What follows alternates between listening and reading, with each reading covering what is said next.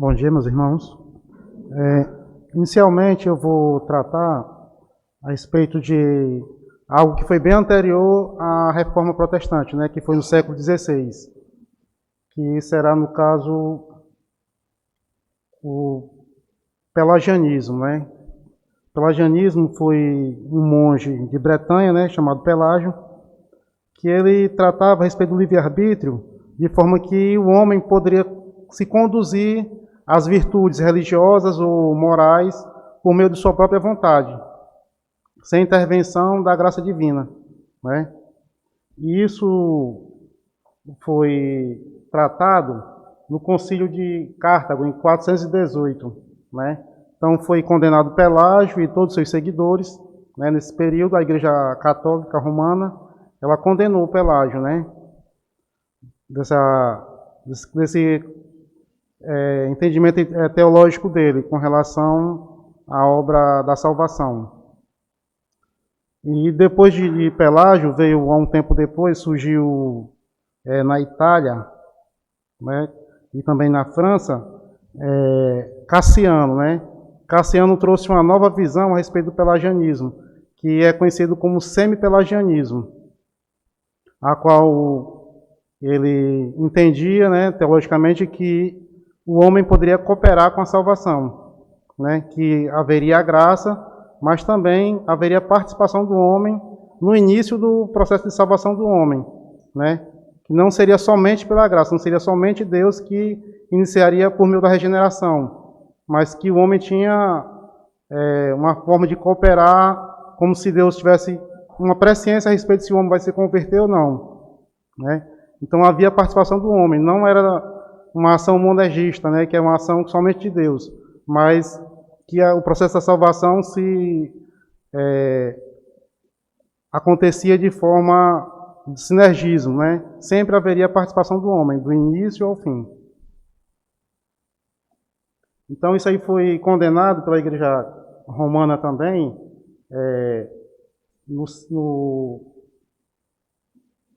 no Sínodo de Orange, né, em 1529. A igreja também condenou Cassiano, né, e seus seguidores a respeito do semi-pelagianismo. Mas as decisões que foram tomadas desse sínodo, eles não definiram plenamente a extinção do semi-pelagianismo. A igreja condenou por forma do concílio, mas as práticas da igreja levaram que houvesse ainda alguma raiz do semi-pelagianismo até os dias de hoje, na igreja. Então, depois de tudo isso que aconteceu, né, os reformadores entenderam que havia necessidade da defesa desse entendimento do somente a graça. Então, vamos ver o que a Bíblia diz e o que a Igreja Católica diz a respeito da graça, né? Alguém abre, por favor, em Romanos, capítulo 11, versículo 6. Pode ler?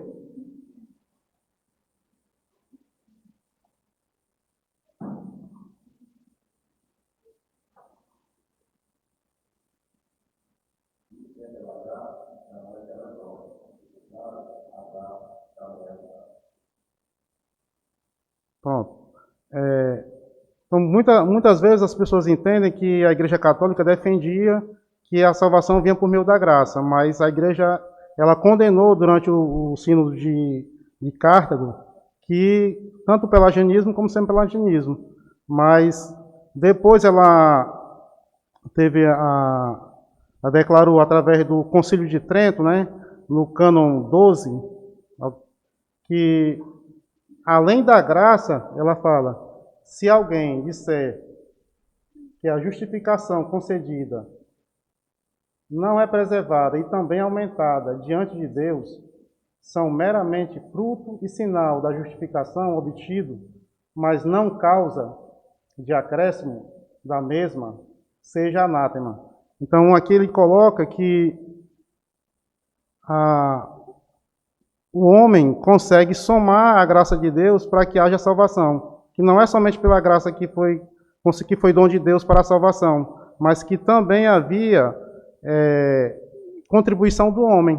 Né? Ela combateu no sínodo o pelagianismo, o semi-pelagianismo, mas depois colocou no Sínodo de Trento, que foi o sínodo que foi realizado para combater aquilo que Lutero defendeu durante a Reforma, né?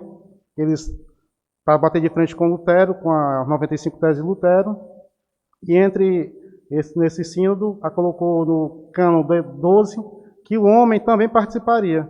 E aquele que não aceitasse, como eles têm algumas ações na igreja, que é como o batismo, o casamento, e todas as ações da igreja, como sendo uma forma de contribuir para a graça do homem, para que o homem conquiste a salvação.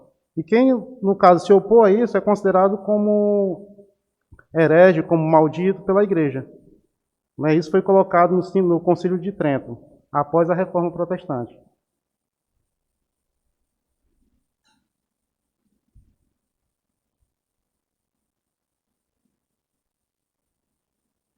Nós vamos colocar agora a introdução do Somente a Graça. Os 5 solas combatem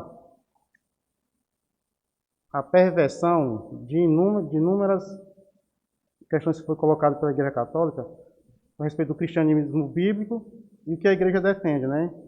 O cristianismo bíblico fala que a salvação vem do Senhor, né? Como diz no Salmo 37, 39, em Tito 2:11. A Igreja Romana defendia que a salvação pertencia à Igreja. O cristianismo defende que nós, quando nascemos como homens, né, na nossa natureza humana, temos a inabilidade com relação à salvação, como nascemos mortos, né? Ela defende a depravação total. Já a Igreja Romana, ela rejeita totalmente a depravação total e essa inabilidade do homem, tanto que colocou que o homem poderia contribuir para a sua salvação. O cristianismo bíblico defende que a graça é um favor imerecido, otorgado pelo Deus soberano, segundo Romanos 11, versículo 6. Já para a Igreja Romana, a graça é uma coisa ou força, algo merecido de obras obtidas, através de sacramentos. Então, aqueles que não cumpriam os sacramentos não poderiam ser salvos. Ou aqueles que dissessem que os sacramentos praticados pela Igreja não influenciavam no processo de salvação e aumentariam a graça do homem diante de Deus, também seriam considerados amaldiçoados.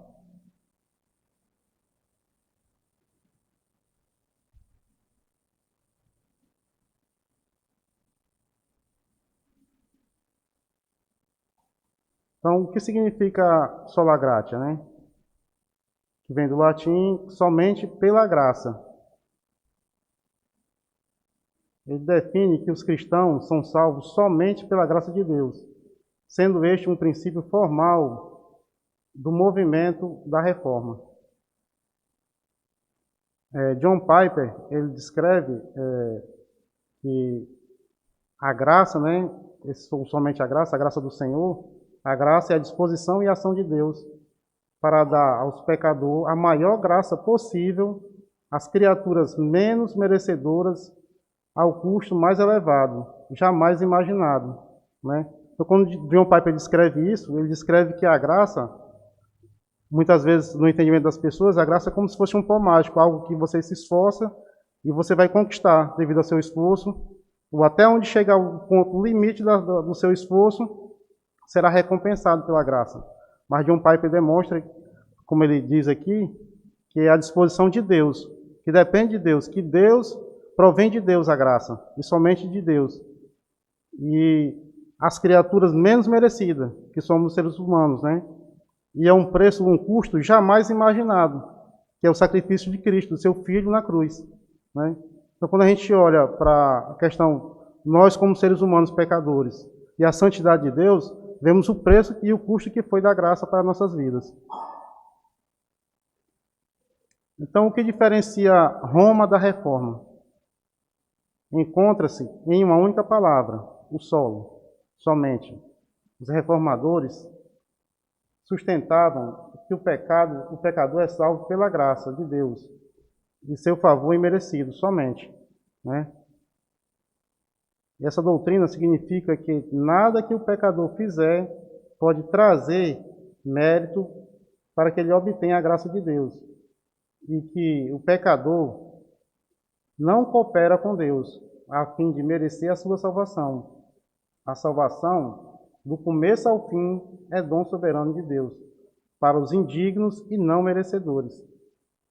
Então, a reforma tenta trazer de volta esse entendimento para que os cristãos entendam que a salvação, ela surge e nasce inteiramente, plenamente de Deus.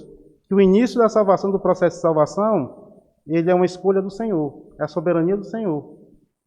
E o homem, o estado do homem, é um estado de morte, né?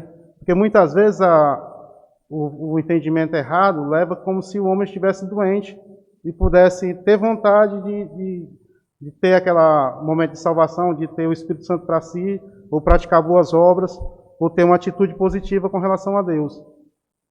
Mas os reformadores, eles buscam o quê? Demonstrar que o estado do homem, o estado natural do homem é de morte. E somente Deus, por meio do Espírito Santo, que foi ao custo do sacrifício de Cristo, é capaz de trazer a vida ao homem. E nada que o homem fizer, ou vai cooperar, ou Deus precisará de alguma compreensão do homem, ou ver algo no homem para que ele o salve.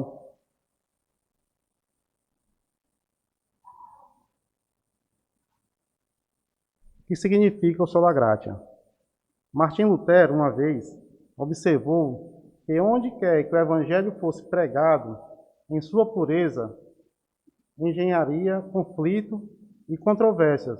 Vivemos numa era que abomina a controvérsia e somos inclinados a evitar o conflito.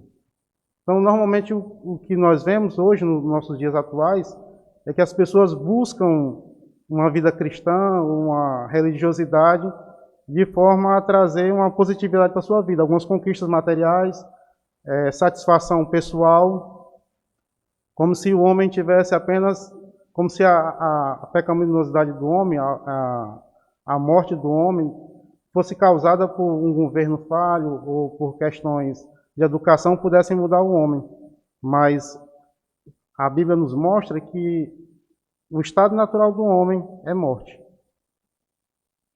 Os reformadores pensavam que a regeneração não apenas precede a fé, mas também que ela deve preceder a fé, por causa da escravidão moral do pecador, não regenerado.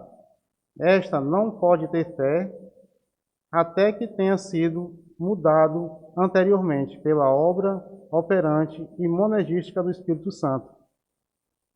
E é fruto da regeneração, não a sua causa. Então, nesse texto, nós observamos que o processo da salvação se inicia com o chamado, regeneração, arrependimento e fé. Né? E muitas vezes as pessoas não são ensinadas na sua doutrina de suas igrejas com relação a esse processo. E isso gera muitas vezes o quê? A pessoa pensar, não, Senhor, muito obrigado porque eu dei o primeiro passo. Eu estou te servindo porque eu te aceitei, porque eu tive vontade, tive o desejo de servir, né? E não compreende que o aspecto inicial depende do Senhor, a escolha é do Senhor.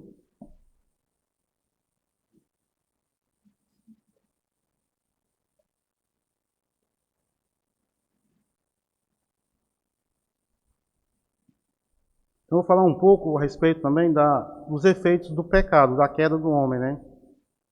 E Agostinho, ele colocou uma sequência a respeito de alguns efeitos que ocorreram na vida do homem após a queda de Adão, né? Após o pecado. Né? Ele coloca um dos efeitos, a perda da liberdade. Né? Que o homem antes, como ele era a imagem e semelhança do Senhor, ele tinha inclinação de fazer o bem, de fazer tudo aquilo que agradava ao Senhor. E depois do pecado, ele havia a inclinação positiva, e essa inclinação se tornou para o pecado. Né? O homem começou a carregar nele o dolo. Então, as ações do homem iniciais, após o pecado, já estão todas influenciadas pelo próprio mal, né? Pela sua escolha. Porque anterior ao pecado, não. O homem poderia ter sempre a inclinação positiva de fazer o bem, de agradar o Senhor, né? E até convivia com o Senhor. Mas após o pecado, ele perdeu a sua liberdade com relação ao seu próprio Na criação, não havia necessidade moral dele pensar em fazer algo errado ou se esconder. Tanto que a gente vê que, quando a gente lê em Gênesis, que após o pecado, a primeira atitude de Adão foi se esconder diante do Senhor, né?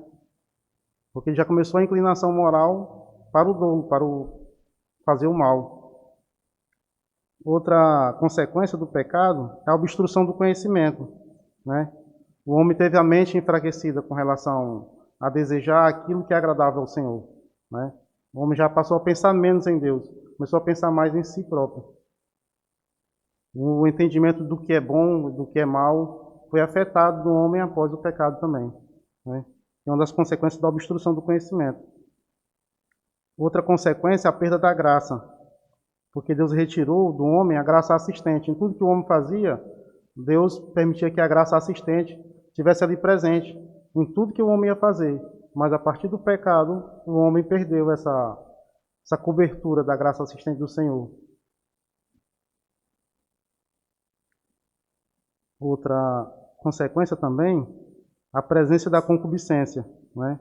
O homem começou a ter uma inclinação, uma vontade, de sempre alimentar a lascívia de sua carne, né? E como diz Paulo, né, que a carne milita contra o espírito, né? Então o homem sempre, não há descanso no homem, enquanto ele estiver ainda sob a influência do pecado, ainda sob os efeitos da queda. O homem não encontra descanso. Sempre haverá essa batalha. E também uma das principais efeitos da queda foi a culpa hereditária. Essa condição foi transmitida desde Adão até os nossos dias. Até quem nasce hoje foi transmitido também de forma hereditária a condição pecadora de Adão, né? Uma condição hereditária que se transmitiu de geração a geração, né? Então, por isso que, como o pastor leu antes em Efésios 2, né, nós nascemos sob a ira de Deus, abaixo da ira do Senhor, né, nosso estado natural.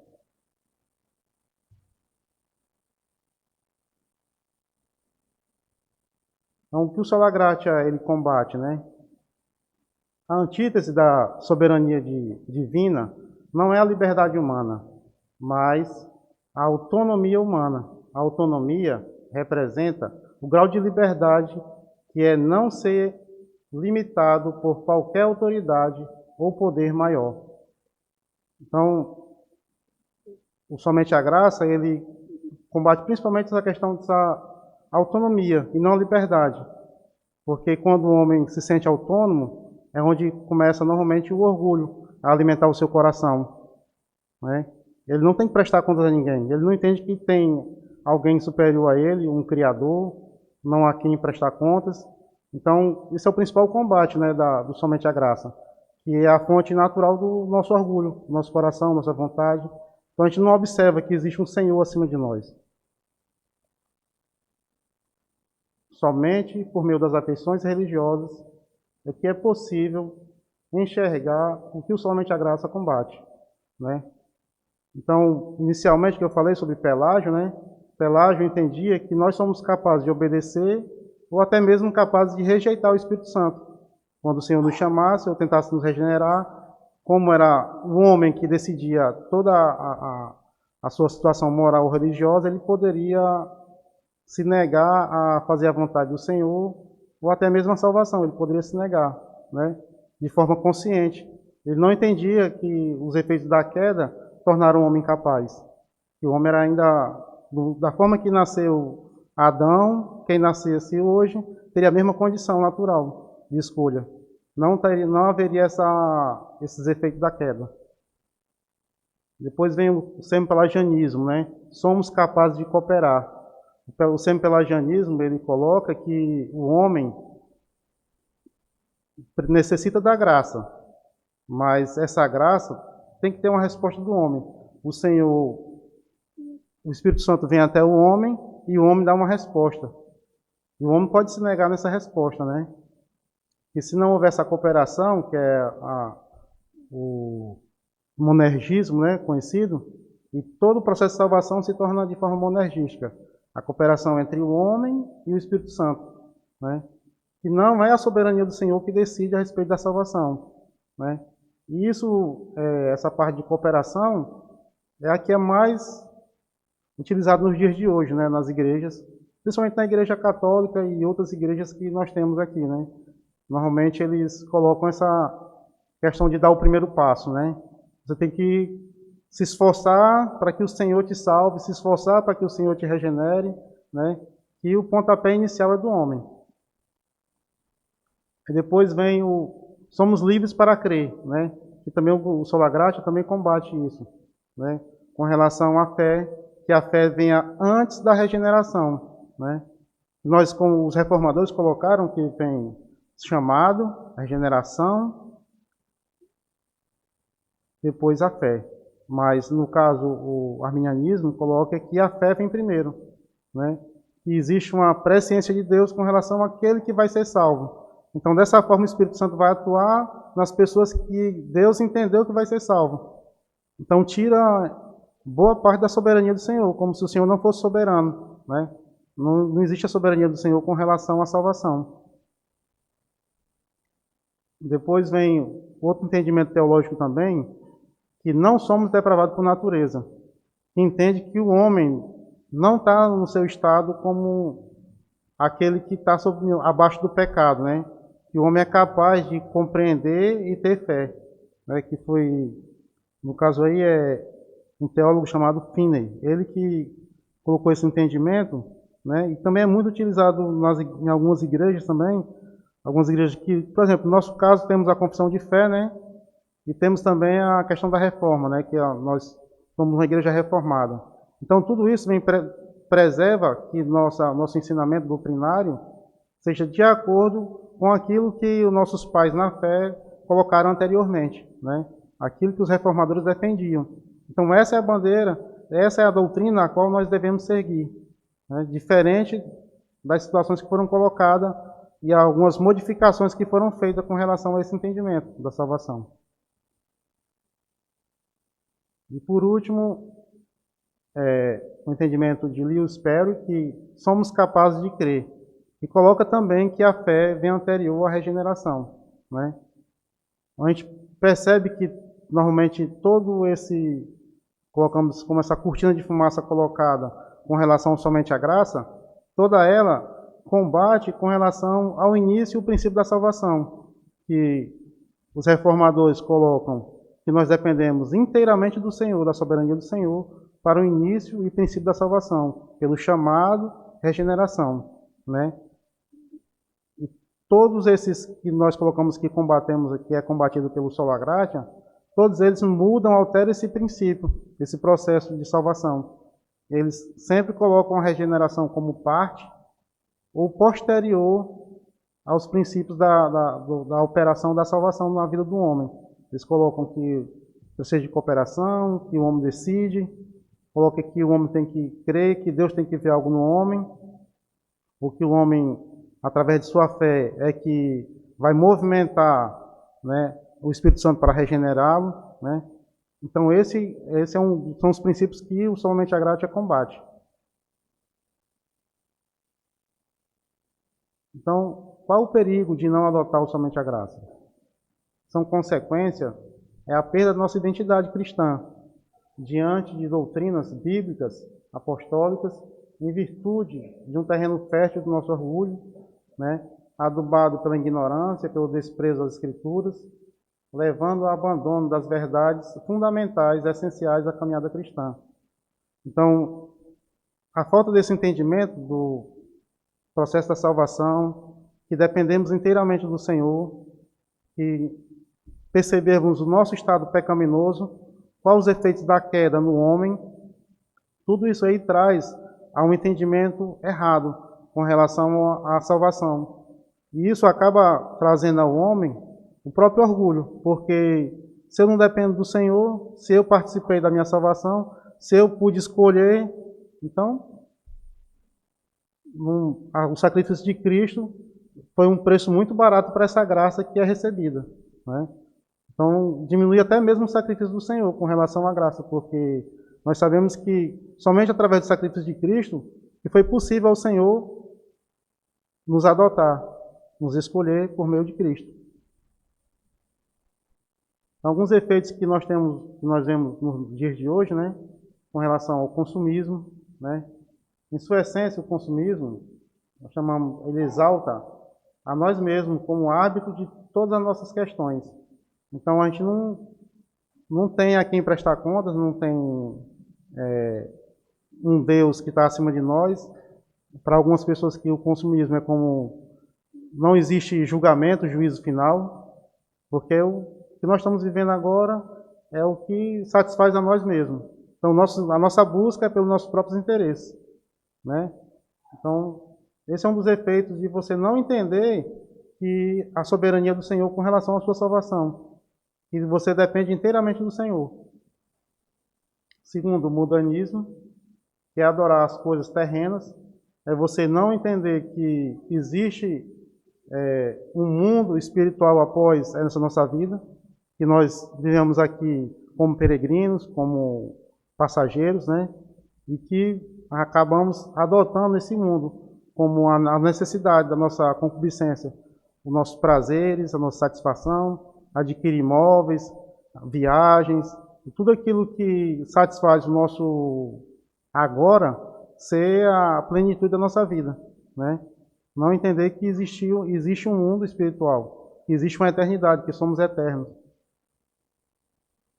Terceiro, o secularismo. É uma forma de ver o mundo como se reconhecer apenas o agora, como se a vida é curta, a vida tem prazo de validade, então vamos aproveitar. Como se a vida cristã é uma vida careta, uma vida que não existe motivação, né? Então, são tudo aquilo que afasta totalmente o homem da espiritualidade, das afeições religiosas, né? E do compromisso com relação ao seu Salvador e com relação ao seu Criador.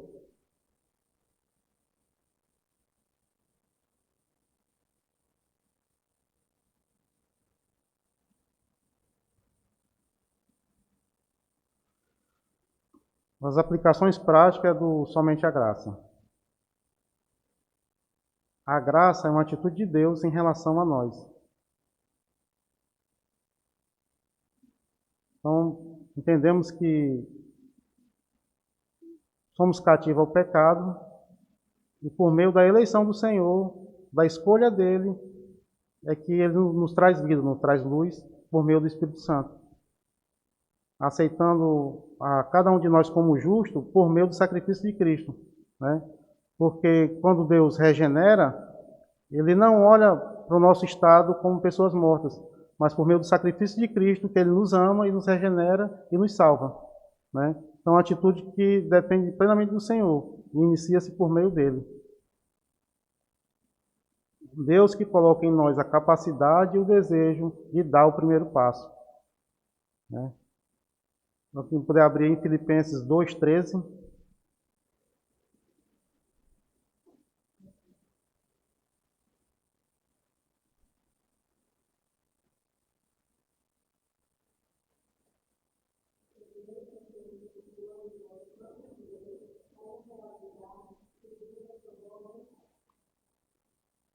Como prova, essa escritura fala que quem nos capacita, quem nos destina a realizar o desejo de ser salvo, o desejo de levar essa vida cristã, é plenamente o Senhor, né? Em Deus está o operar, o querer e o realizar. Deus começa e termina a obra da salvação. Se alguém puder abrir em Filipenses 1,6 e Romanos 8, 29 e 30.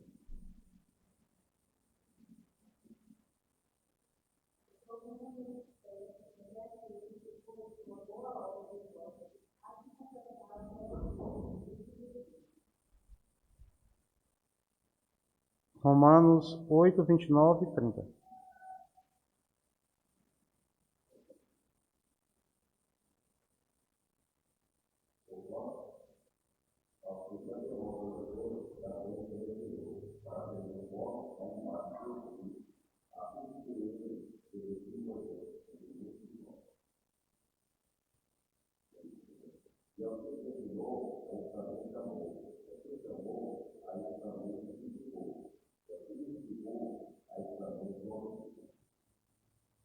Então vemos que todo o processo de salvação, do início ao fim, exige sempre a graça do Senhor, nos acompanha em todo esse processo, né?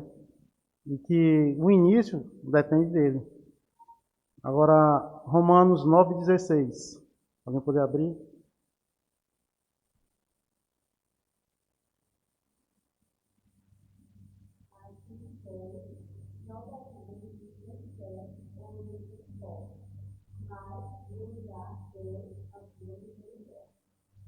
Então, mostra plenamente que que nunca, que nós naturalmente buscaríamos a Deus. Nunca nós, antes da regeneração, teríamos qualquer desejo pelo Senhor.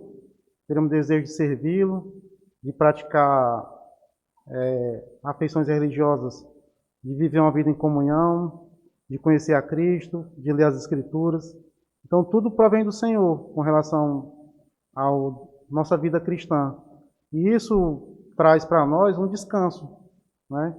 Porque sabemos que por meio do Senhor é que temos uma vida cristã. Que foi uma escolha dele, né? Para nos trazer a vida, que podemos descansar. Então, assim, muitas vezes a gente se preocupa com certas situações ou dificuldades ou momentos e não lembramos que de quem iniciou essa boa obra, de quem iniciou nossa vida cristã, quem nos escolheu, né? Mesmo a gente sendo imerecedor, indignos, estando mortos, e ele nos escolheu. Outras aplicações mais específicas, né, com relação à vida da igreja, né, com relação ao nosso processo de santificação, né, da nossa vida cristã. O entendimento correto do somente a graça nos leva a buscar uma vida de consagração e santidade, né? Uma igreja conduzida com fidelidade, né? Porque sabemos que toda a operação da vida cristã, tudo que ocorre é plenamente por meio da soberania do Senhor, né? É graça dele. Se nós acordamos e temos desejo de vir para a igreja de manhã e servi-lo, é por meio de sua graça. Se nós contribuímos de forma financeira para a obra do Senhor, é por meio de sua graça. Tudo aquilo que nós recebemos é por meio da graça do Senhor. Isso também traz para nós uma cosmovisão baseada na sã doutrina. E nós entendemos que essa fase da vida é uma questão temporal. E logo estaremos vivendo juntamente com o Senhor na glória, Nova Jerusalém. E o que se espera de nós é a fidelidade em Cristo, né? Que nos mantenhamos até o fim. E por meio da graça, o Senhor nos preserva, né? Assim como Ele iniciou, também termina a operação da boa obra na vida da gente, de cada um de nós. A igreja e o discipulado, né?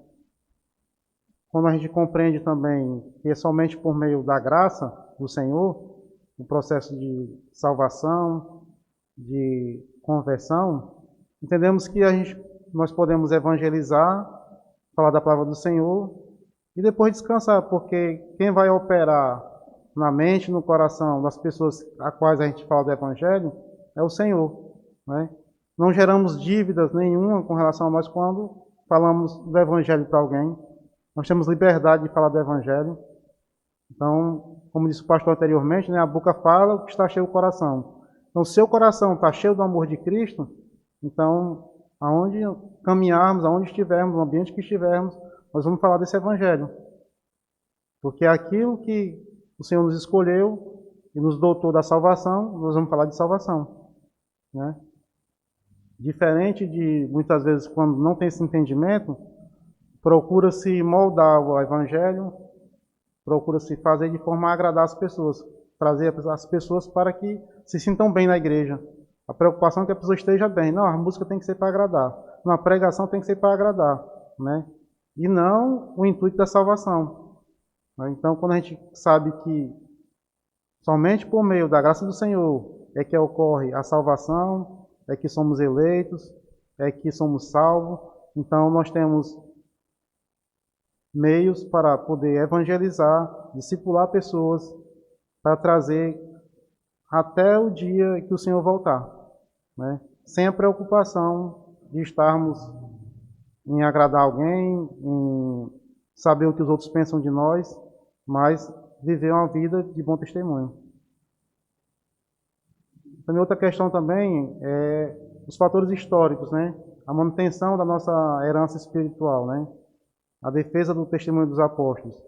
Porque quando a gente conhece a palavra e nós vemos o que Paulo colocou a respeito do processo de salvação, da morte para a vida, nós vemos que, quando a gente lê em Efésios 2, né? Se a gente lê do versículo 1 até o versículo 3, a gente vê a condição que nós estávamos, né? E que foi o Senhor que nos escolheu, o Senhor, por soberania dele, né? E muitas vezes também as pessoas perguntam a motivação. Não, mas como é que o Senhor vai escolher uns para salvação e outros não vão ser salvos? Mas por que isso, né? Muitas vezes eu já fui questionado, muitas vezes por algumas pessoas, qual a motivação? Por que ele escolhe uns e não escolhe outros? Porque uns vão ser condenados e outros salvos, né? Durante essa questão somente pela graça, né? E Efésios 2:7, né, nos mostra, né, para mostrar nos séculos vindouros a suprema riqueza de sua graça, em bondade para conosco, em Cristo Jesus. Então essa é a motivação, que nós somos somente vasos. Então uns para a salvação, para o louvor de sua graça, outros para a condenação e juízo. Então tudo se move com relação a Deus. Tudo é para Deus, para o Senhor, por Ele, para Ele, né? Então nós somos somente um instrumento, um vaso. Nada é sobre nós, né? Então isso faz a gente descansar nessa questão da salvação, na questão somente a graça. O nosso próximo tema do 5 Solas da Reforma é o Sola Fide. Vamos orar? Senhor Deus e amado Pai, ó Deus, somos gratos a Ti por nos permitir momentos assim de ensinamento, de saber, Senhor, que dependemos plenamente de Ti, que foi o Senhor que nos escolheu, sabendo que não havia mérito nenhum em nós, Senhor. E por meio do sacrifício de Cristo, nós podemos voltar a ter uma comunhão contigo plena, Senhor. Podemos viver contigo na eternidade, Senhor, pois somos gratos por tudo que o Senhor tem colocado em nossas vidas. Obrigado pela vida dos nossos irmãos, pelo pastoreio fiel, por todos aqueles que se colocam, meu Pai, a servir na Tua obra, por vivemos, meu Pai, numa igreja tão saudável, numa comunhão de santos. Por isso, meu Pai, te damos glória, em nome do Senhor Jesus Cristo. Amém.